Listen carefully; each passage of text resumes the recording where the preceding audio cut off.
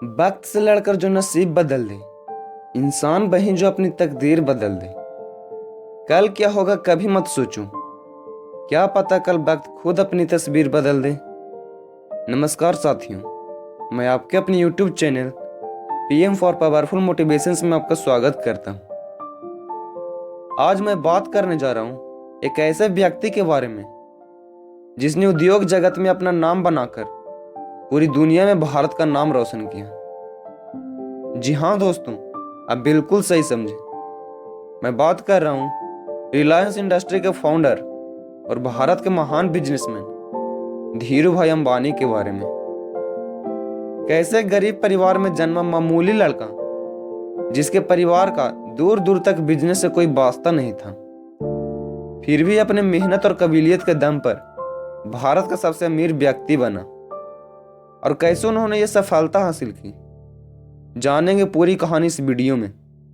तब तक वीडियो को लाइक करके चैनल को सब्सक्राइब जरूर करें। तो चलिए शुरू करते हैं। धीरज लाल हीरा लाल अंबानी, जिन्हें प्यार से धीरू भाई अंबानी भी कहते हैं, का जन्म 28 दिसंबर 1932 को गुजरात के जूनागढ़ के पास एक छोटे से गांव में हुआ।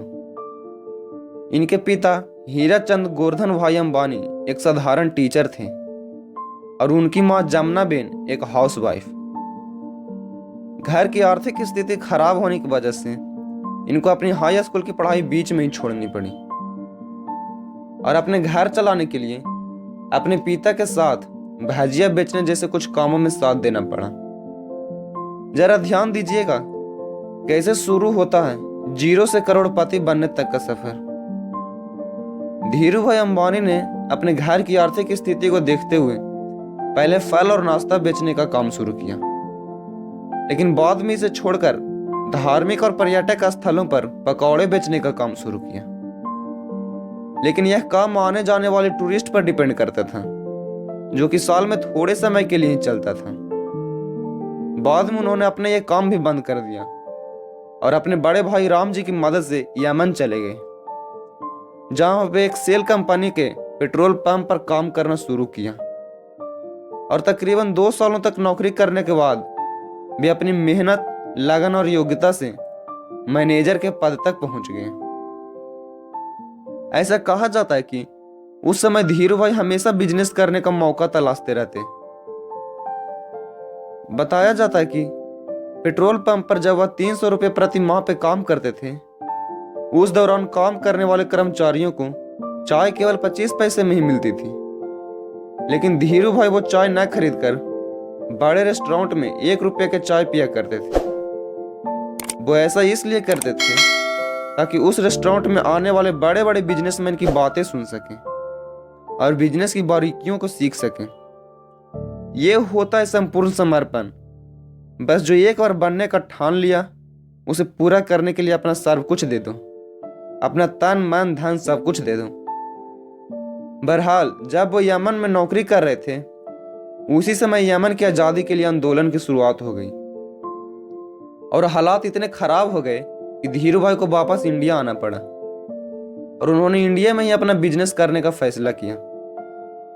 किंतु बिजनेस करने के लिए पर्याप्त रकम नहीं थी, जिसके बाद अपने चचेरे भाई के साथ मिलकर पॉलिएस्टर धागे और मसाले के एक्सपोर्ट इंपोर्ट का काम शुरू किया और अपने मेहनत के दम पर कुछ ही सालों में इस कंपनी का टर्नओवर 10 लाख तक पहुंचा दिया। कुछ वर्षों बाद धीरू भाई अंबानी और चंपकलाल अलग अलग हो गए, क्योंकि दोनों की स्वभाव और व्यापार करने के तरीके एक दूसरे से बहुत भिन्न थे।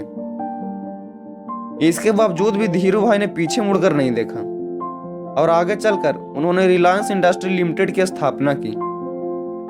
आज रिलायंस पूरे भारत में energy, petrochemical, telecommunication, cloth, natural resources और न जाने किन किन क्षेत्रों में काम करती है।